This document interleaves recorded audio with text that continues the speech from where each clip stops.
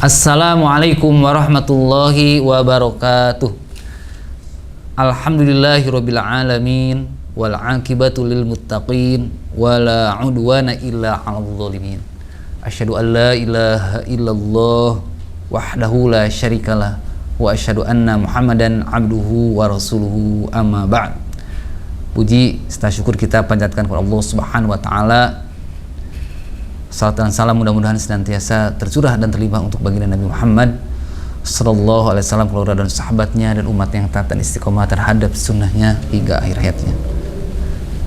Jamaah sahabat Darussalam yang insya Allah dimuliakan oleh Allah Subhanahu wa taala, pada kesempatan menjelang buka ini atau iftar ini, mari kita mengkaji satu dua ayat, mudah-mudahan bermanfaat buat kita semuanya. Allah Subhanahu wa taala telah berfirman dalam Al-Qur'an surat Al-Baqarah ayat 186 yang bunyinya, A'udzu billahi minasyaitonir rajim. Bismillahirrahmanirrahim. Wa idza sa'alaka 'ibadi 'anni fa inni qarib ujibu da'watad da'i idza da'an falyastajibu li wal yu'minu bi la'allahum yarsyudun. Hadirin ikhwati iman jamaah Darussalam yang insyaallah dimuliakan Allah SWT. Ayat 186 ini berada yang menjelaskan terkait dengan doa ya. Ayat 185, 184, 183 itu menjelaskan atau memerintahkan kepada kita yang beriman untuk melaksanakan saum. Ya ayyuhalladzina amanu kutiba alaikumusiyam. Ayat 184 di sini Allah menjelaskan semacam rukhsah ya bagi orang yang di perjalanan untuk boleh berbuka. Oke. Tapi puasa lebih baik buat kalian. Kemudian dikecualikan lagi bagi orang yang sakit ya, tidak harus untuk berpuasa namun diganti dengan hari lain. Lalu di ayat 185 Allah menjelaskan bahwa di bulan Ramadan telah terjadi sebuah peristiwa besar, yaitu diturunkannya Al-Quran di bulan Ramadan. Sementara ayat 186 itu menjelaskan tentang doa. Di ayat 187 Allah menjelaskan hal-hal yang membatalkan saum. Jadi ayat terkait dengan doa itu di antara ayat yang menjelaskan tentang saum. Artinya apa sih hubungannya antara puasa dengan doa itu. Sehingga ayat ini berada di antara dua ayat yang menjelaskan tentang puasa. Nah, ini yang perlu dikaji. Sehingga menurut para ahli tafsir menjelaskan bahwa orang di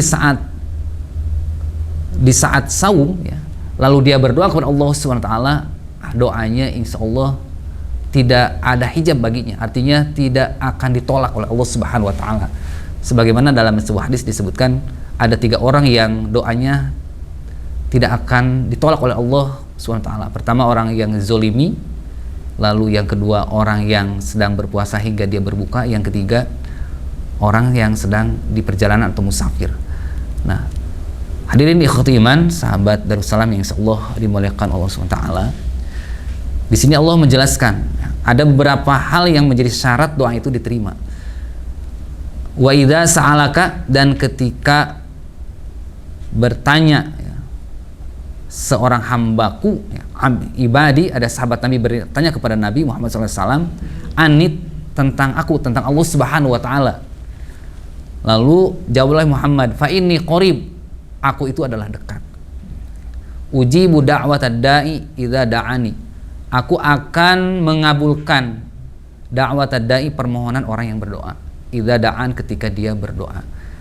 Falyastajibu li, syaratnya itu apa? Falyastajibu li, hendaklah mereka mengabulkan, melaksanakan semua perintah Allah Subhanahu wa taala dengan baik ya. Wal yu'minu, dan adalah beriman dengan atas dasar iman, la'allahum yarsudun, supaya mereka mendapatkan petunjuk. Hadirin sahabat Darussalam yang dimuliakan Allah SWT, Di sini Allah menjelaskan bahwa itu dekat. Artinya doa kita akan didengar oleh Allah Subhanahu wa taala, yakin. Ya, memang syarat berdoa itu harus yakin, doa kita mesti akan dikabul oleh Allah SWT. Kalau kita ragu, maka keraguan itulah yang akan kita dapatkan. Ragu apa yang kita minta, maka mesti doanya tidak akan diterima. Jadi harus optimis, harus yakin doa itu diterima oleh Allah SWT, ya. Dengan sebuah keyakinan, ya, kita berusaha untuk memaksimalkan diri memenuhi sebuah perintah Allah SWT. Karena syaratnya itu jelas, falyastajibu, syaratnya itu melaksanakan perintah Allah SWT. Jadi kita banyak doa, namun perintah Allah diabaikan. Sholat gak mau, ya, baca Quran ogah, haji juga gak mau padahal sudah mampu. Maka perintah-perintah itu dilaksanakan, ya. Kalau perintah Allah yang mulai yang kecil sampai yang besar sudah kita lakukan dengan baik, disesuaikan dengan kemampuan kita, insya Allah persyaratan itu kalau sudah ada, maka doa kita insya Allah dikabul. Namun kalau sebaliknya, ya, masih banyak hobi maksiat, ya, sudah tahu itu dosa tetap dilanggar, maka doanya mesti akan ditolak, ya. Dan tidak kalah pentingnya, ya, supaya doa kita dikabul, ada adab, ada cara. Allah menyebutkan dalam Al-Quran, ud'u rabbakum tadarruan wa khufyatan, berdoalah kalian dengan sopan, tadarruan wa khufyatan, dan dengan suara yang rendah, tidak boleh dikeraskan, ya. Pernah dalam suatu peristiwa perang, ya, sahabat Nabi saat itu hampir kalah di suatu perangan namanya perang Badar kalau tidak salah, ya. Perang di saat itu hampir kekalahan ada di kaum muslimin, ya. Bukan di perang Badar, mohon maaf, saya lupa. Yang jelas hampir kekalahan ada di pihak kaum muslimin. Lalu para sahabat berteriak, gitu, ya, karena melihat teman-temannya pada terbunuh, ya. Berteriak, intinya berdoa kepada Allah dengan suara teriakan tadi, ya. Lalu Nabi Muhammad SAW menghampiri, kamu tidak berdoa kepada Tuhan yang tuli dan buta. Artinya tidak harus teriak-teriak. Turunlah ayatnya tadi, ud'u rabbakum tadarruan wa khufyatan. Jadi berdoa itu dengan penuh khidmat, sopan, dan, ya, yang namanya juga minta tentunya, ya, kalau orang yang mintanya dengan cara-cara yang baik, ya, mesti Allah akan memberikan. Sebagaimana kita saja kalau meminta kepada orang dengan cara-cara yang buruk, tidak sopan, songong, ya, mesti orang tersebut tidak akan memberikan apa yang kita minta. Begitu pula Allah Subhanahu wa taala. Hadirin waktu iman, tidak banyak yang telah saya sampaikan. Itu saja, mudah-mudahan ada manfaatnya. Demikian, assalamualaikum warahmatullahi wabarakatuh.